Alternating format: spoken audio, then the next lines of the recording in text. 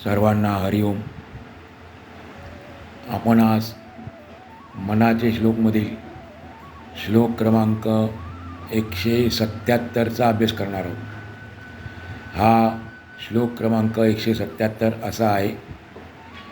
तुटेना फुटेना कदा देवराणा, चळेना ढळेना कदा दैन्यवाणा, कळेना कळेना कदा लोचनासी, वसेना दिसेना जनिमीपणासी. आपण श्लोक पुन्हा एकदा ऐकूया. तुटेना फुटेना कदा देवराणा, चळेना ढळेना कदा दैन्यवाणा, कळेना कळेना कदा लोचनासी, वसेना दिसेना जनिमीपणासी. या श्लोकातल्या काही शब्दांचे अर्थ आपण पाहूया. पहिल्या चरणात शब्द आलेला आहे तुटेना. तुटेनाचा अर्थ आहे तुटत नाही. असे ना अक्षर शेवटी असलेले शब्द इकडे आले, साय. त्याचा अर्थ आहे नाही. तुटेना म्हणजे तुटत नाही. पुढे शब्द आहे फुटेना. फुटेना म्हणजे फुटत नाही. जसा तुटेनाचा अर्थ आहे तुटत नाही, तसा फुटेनाचा अर्थ आहे फुटत नाही. कदा म्हणजे कधीही, केव्हाही. हा शब्द 3 चरणात आला आहे, पहिल्या, दुसऱ्या आणि तिसऱ्या. कदाचा अर्थ आहे कधीही, केव्हाही. देवराणा.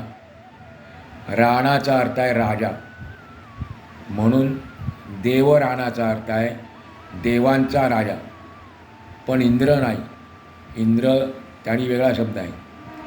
देवेंद्र इथे शब्द आहे देवराणा, म्हणून देवांचा राजा. समर्थांच्या भाषेमध्ये थोरला देव. देवराणाचा अर्थ आहे थोरला देव किंवा खरा देव. दुसऱ्या चरणात शब्द आलेला आहे चळेना. चळेनाचा अर्थ आहे अस्थिर होत नाही, अस्थिर होत नाही. पुढे शब्द आलेला आहे ढळेना. ढळेना म्हणजे ढळत नाही, ढळत नाही. दैन्यवाणा. त्यानंतर शब्द आलेला आहे दैन्यवाणा म्हणजे दीन दुर्बळ, दीन दुर्बळ. कळेना शब्द 2दा आलेला आहे.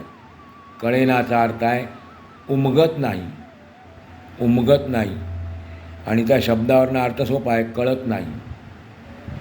लोचनासी म्हणजे डोळ्यांना.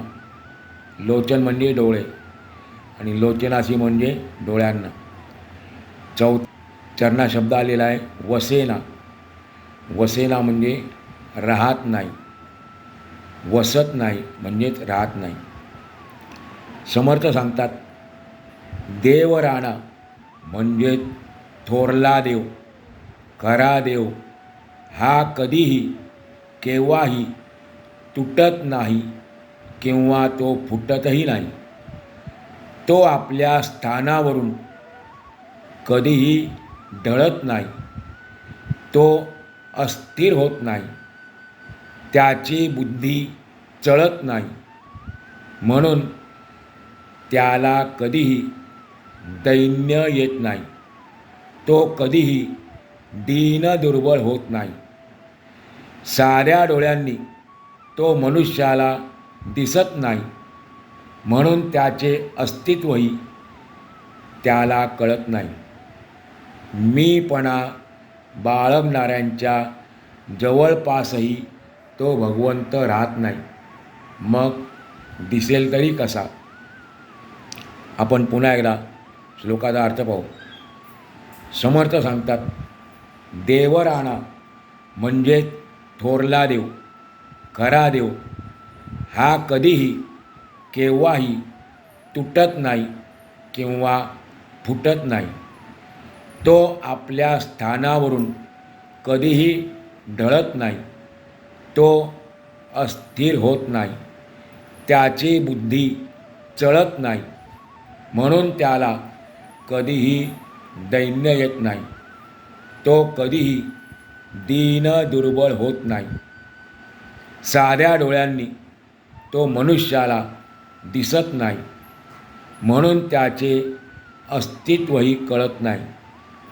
मीपणा बाळगणाऱ्यांच्या जवळपाससुद्धा तो भगवंत राहत नाही, तर मग दिसेल तरी कसा? असा या श्लोकाचा थोडक्यात सोपा अर्थ सांगता येईल.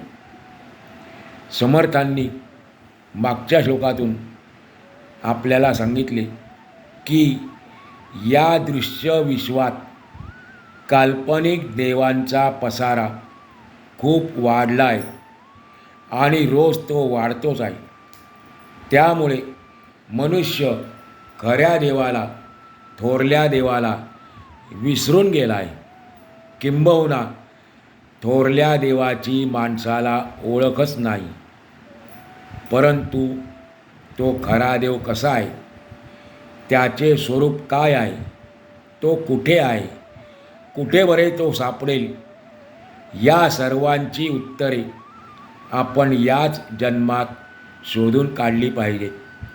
कारण त्यासाठी तर आपल्याला हा अत्यंत अनमोल नरदेह देवाकडून प्राप्त झालेला आहे.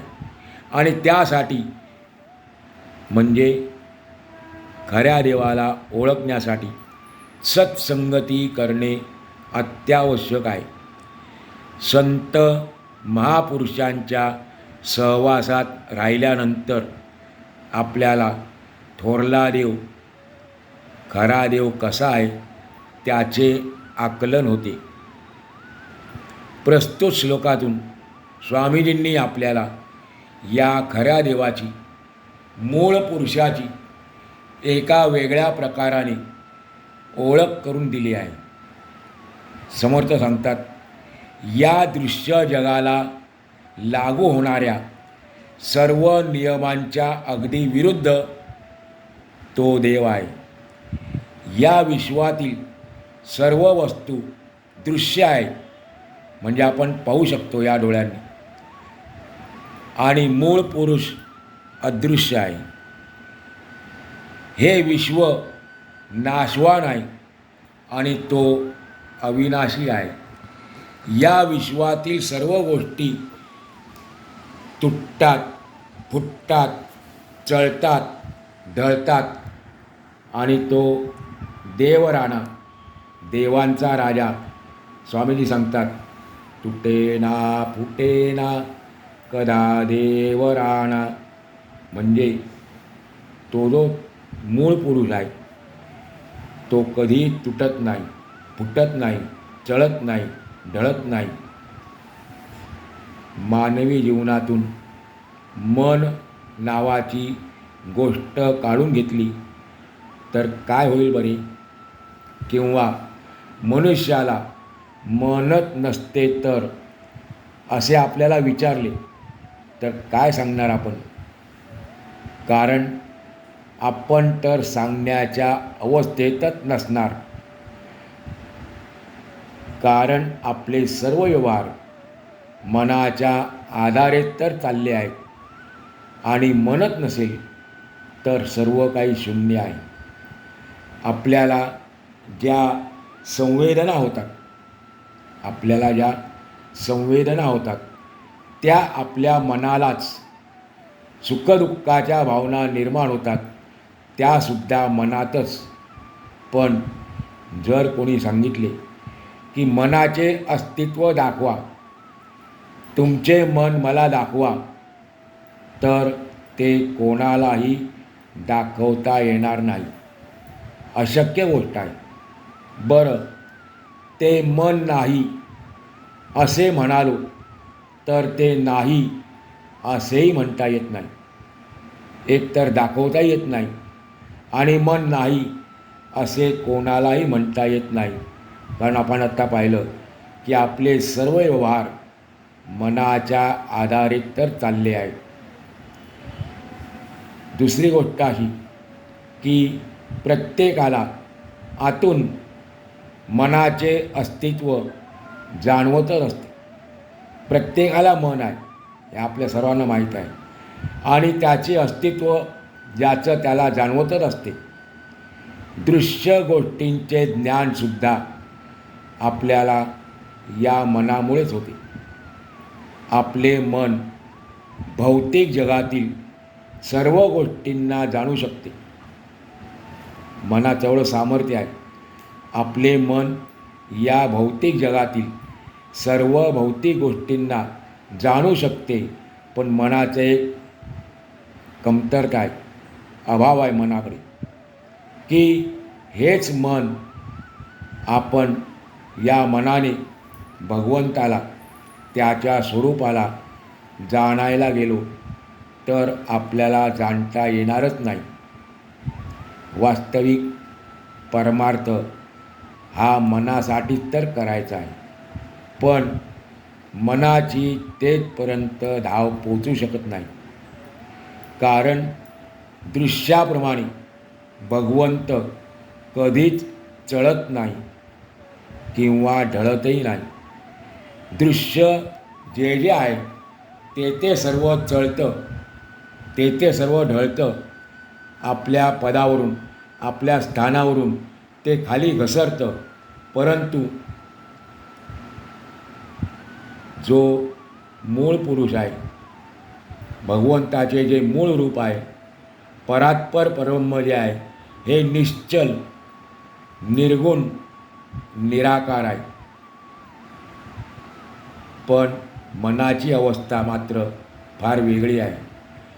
परब्रह्माच्या स्वरूपाच्या ठिकाणी मनाचा शिरकाव होऊ शकत नाही.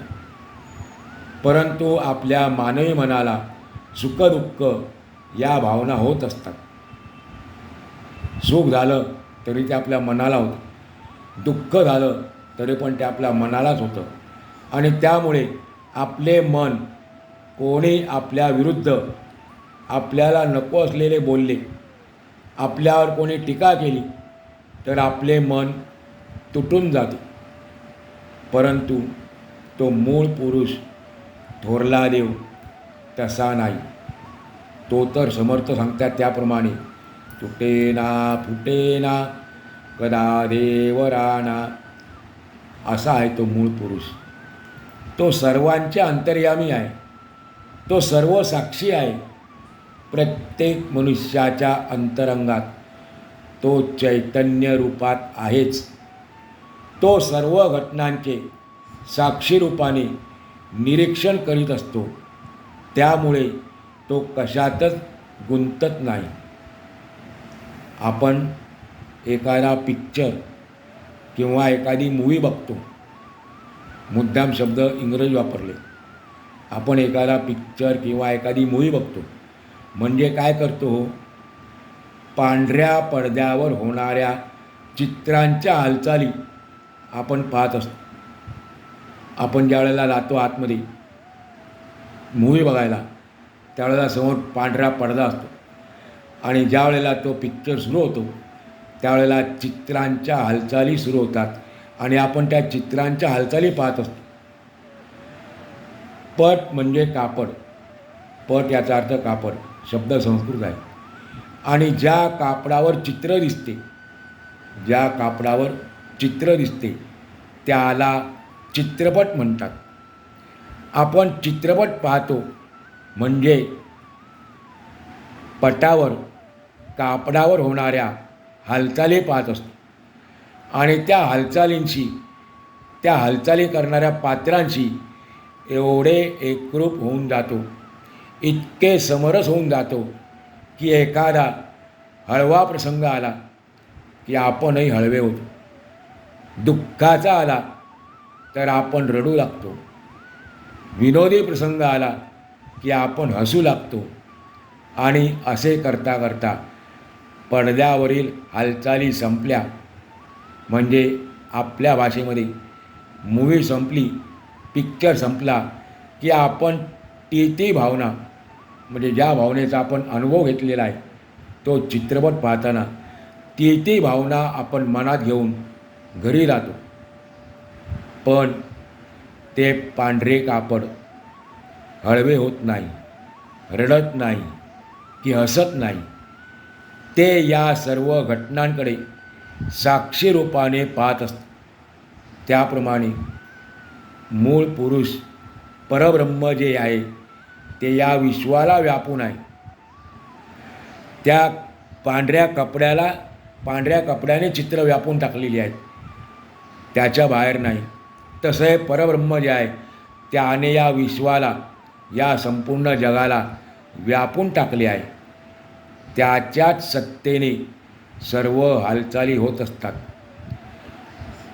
जर पांढरा कपडा नसेल तर ते चित्राच्या हालचाली होणार कुठे, दिसणार कुठे? म्हणून त्या भगवंताच्या सत्तेनेच सर्व हालचाली होत असतात. त्याच्याच सत्तेने सर्व खेळ चालतात. पण या गोष्टींचे कर्तृत्व तो भगवंत कधीही स्वतःकडे घेत नाही. तो या गोष्टींचा फक्त साक्षी असतो. असा हा न तुटणारा, न फुटणारा, न चळणारा, न ढळणारा थोरला देव आपल्या प्रत्येकाच्या आतमध्ये आत्म्याच्या रूपाने आहे. प्रत्येक प्राणीमात्राच्या आतमध्ये आत्म्याच्या रूपाने आहे. या आत्म्याचे वर्णन करताना स्वतः भगवंताने सांगितले आहे की नैनं छिंदन्ति शस्त्राणि नैनं दहति पावकः न चैनं क्लेदयन्त्यापो न शोषयति मारुतः. म्हणजे हे अर्जुना, याला म्हणजे आत्म्याला शस्त्रे कापू शकत नाही, अग्नी जाळू शकत नाही, पाणी भिजवू शकत नाही की वारा वाळवू शकत नाही. हा आत्मा अव्यक्त, अचिंत्य, अविकारी, नित्य, अचल, स्थिर राहणारा आहे. म्हणून त्याला कधीही दैन्य प्राप्त होत नाही. आणि ही गोष्ट समर्थांनी आपल्याला या श्लोकाच्या दुसऱ्या चरणातून सांगितली आहे. चळेना ढळेना कदा दैन्यवाणा. आपल्या मनाला बघा, प्रत्येक गोष्ट जाणून घ्यायची असते, पण परब्रह्म आत्मतत्व जर मन जाणायला गेलं तर ते जाणीवेच्याही पलीकडचे आहे. कारण आपण ज्या इंद्रियांनी, ज्या डोळ्यांनी भगवंताचे रूप पाहत असतो ते त्याचे रूप नसते. त्याचे स्वरूप जाणीवेच्या पलीकडे असल्याने त्याच्या स्वरूपाचे आपल्याला आकलन करता येत नाही. तो आपल्याला समजत नाही. कारण तो कसा आहे, जाणीवेच्या पलीकडे आहे. आपण किती प्रयत्न केला तर आपल्याला तो कळत नाही, आपल्याला तो उमगत नाही. आणि ही गोष्ट समर्थांनी या श्लोकाच्या तिसऱ्या चरणातून सांगितलेली आहे. तिकडे दोनदा शब्द म्हटलेला आहे, कळेना कळेना कदालोचनासी. या चर्मचक्षूंनी आपल्याला भगवंताला पाहता येणार नाही, म्हणजे त्याचं आकलन करता येणार नाही. दोनदा म्हटलेलं आहे, करता येणार नाही, करता येणार नाही. माणसाची गोष्ट सोडून द्यावं, पण प्रत्यक्ष भगवंताच्या निश्वासातून प्रकट झालेले वेदसुद्धा भगवंताच्या स्वरूपाचे वर्णन करू शकले नाही. ते नेती असे म्हणतात. त्यांना विचारलं भगवंता स्वरूप कसं आहे, तर ते हेच सांगतात, नेती. माऊलींनी हेच म्हटलेलं आहे एका अभंगातून. नेती शब्द वेदवाक्य सांगतं आपल्याला. संत एकनाथ महाराजांनी दत्ताच्या आरतीमध्ये पण म्हटलेलं आहे, नेती शब्द नये अनुमाना. शब्दाला भगवंताच्या रूपाचं अनुमान करता येणार नाही, मनालाही करता येणार नाही, स्वरूप कसं आहे त्याचं वर्णन करता येणार नाही. भगवंताचे स्वरूप असे आहे का? जर वेदाला विचारलं, नेती नेतीचा अर्थ काय, भगवंताचे स्वरूप असे आहे का? तो नाही. मग तसे आहे का? नाही. इतकेच नाही तर ज्याला असंख्य जिव्हा आहेत असा सहस्त्रमुखांचा शेषसुद्धा, शेषनाग, तो सुद्धा भगवंताच्या स्वरूपाचे वर्णन करू शकत नाही. आणखीन एक गोष्ट अशी की ज्या माणसाजवळ मीपणा आहे, अहंकार आहे, अशा अहंकारी लोकांना भगवंत कळूच शकत नाही. कारण अशा लोकांपासून म्हणजे अहंकारी लोकांपासून तो सदैव दूरच असतो. ज्याच्या अंतरंगात अहंभाव आहे, ज्याच्या अंतरंगात अहंभाव आहे त्याच्या हृदयात भगवंत राहूच शकत नाही. कारण भक्ताला तिळभर जरी अहंकार झाला, आपल्या भक्ताला तिळभर जरी अहंकार झाला तरी ते देवाला खपत नाही, ते भगवंताला सहन होत नाही. मग अशा माणसांना, अहंकारी माणसांना भगवंत दिसणारच कसा? एवढेच नाही तर तो त्यांच्या जवळही राहत नाही. आणि हीच गोष्ट स्वामीजींनी आपल्याला या श्लोकाच्या अंतिम आणि 4थ्या चरणातून सांगितलेली आहे. वसेना दिसेना जनी मीपणासी. म्हणून आपल्याला जर भगवंताचं स्वरूप ओळखायचं असेल, जाणून घ्यायचं असेल, आकलन करायचं असेल तर आपला अहंकार कोणत्याही रूपात असेल तो गेला पाहिजे. मागे आपण ऐकलं होतं की मला अहंकार नाही याचाही काही जणांना अहंकार असतो. म्हणून म्हटलं की कोणत्याही प्रकारचा अहंकार जर आपल्याजवळ नसेल तरच आपल्याला भगवंताचं आकलन होईल, भगवंताचं स्वरूप कळेल, म्हणजेच आपल्या भाषेत भगवंताचं आपल्याला दर्शन होईल. आज आपण या ठिकाणी आजचा पूर्ण करू.